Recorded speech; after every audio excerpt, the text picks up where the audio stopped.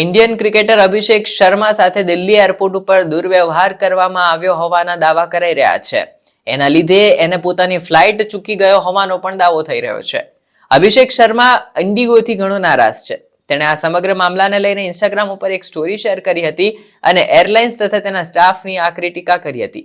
અભિષેક શર્માએ સૌથી લોકપ્રિય સોશિયલ મીડિયા પ્લેટફોર્મ ઇન્સ્ટાગ્રામ ઉપર સ્ટોરી શેર કરી અને તેની જે અગ્નિ પરીક્ષા જે હતી એના વિશે જણાવ્યું હતું. અભિષેકે ઇન્સ્ટાગ્રામ ઉપર ઇન્ડિગો એરલાઇન્સને ફટકાર લગાવી દીધી હતી, પરંતુ સ્ટાફના ગેરવર્તણૂકના કારણે તે પોતાની ફ્લાઇટ ચૂકી ગયો. એના લીધે એનો એક જ દિવસની રજા હતી તે સ્પોઇલ થઈ ગઈ અને ફ્લાઇટ પણ ન બેસી શક્યો. તેને આ ઘટનાક્રમ અંગે જણાવતા કહ્યું કે મને દિલ્હી એરપોર્ટ ઉપર ઇન્ડિગો સાથે ખૂબ જ ખરાબ અનુભવ થયો છે. સ્ટાફનું વર્તન, ખાસ કરીને કાઉન્ટર મેનેજર સુષ્મિતા મિત્તલ સંપૂર્ણપણે ખરાબ રીતે વર્તન કરતી હતી. અસ્વીકાર્ય હતું તે. તેણે આગળ લખ્યું કે હું યોગ્ય સમયે યોગ્ય કાઉન્ટર ઉપર પહોંચ્યો, પરંતુ તેમણે મને બિનજરૂરી રીતે એકબીજા કાઉન્ટર ઉપર ધક્કા ખાવા માટે મજબૂર કર્યો. પછીથી મને જણાવવામાં આવ્યું કે ચેક ઇન બંધ થઈ ગયું હતું, જેના લીધે હું મારી ફ્લાઇટ ચૂકી ગયો હતો. મારી પાસે માત્ર એક દિવસની રજા હતી, જે હવે સંપૂર્ણપણે બરબાદ થઈ ગઈ છે. સૌથી ખરાબ બાબત એ છે કે તેઓ કોઈ પણ વધુ સહાયતા નથી આપતા મને. અત્યાર સુધીનો મારો સૌથી ખરાબ એરલાઇનનો જો અનુભવ હોય તો ઇન્ડિગોનો છે.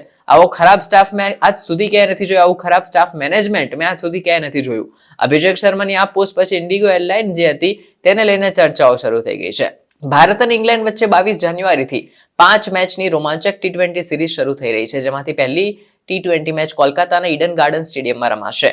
હાલમાં જ બીસીસીઆઈએ શ્રેણી માટે ટીમ ઇન્ડિયાની જાહેરાત કરી હતી, જેમાં અભિષેક શર્માનો સમાવેશ કરવામાં આવ્યો છે. અભિષેક શર્મા પણ વિજય હજારે ટ્રોફીનો ભાગ હતો અને પંજાબ તરફથી રમતા તેને સદી અને 3 અધિસદી સાથે એટલે કે 350 સાથે ટોટલ 467 રન બનાવ્યા હતા. તે સારા ફોર્મમાં છે. તેવામાં માત્ર એક દિવસની રજા તે મળી હતી અને એ પણ ઇન્ડિગો એરલાઇન્સના સ્ટાફ મેનેજમેન્ટના ખરાબ અનુભવને લીધે તેની સ્પોઇલ થઈ ગઈ. એટલે તેને ઇન્સ્ટાગ્રામ ઉપર આ અંગે મોટી માહિતી શેર કરી હતી.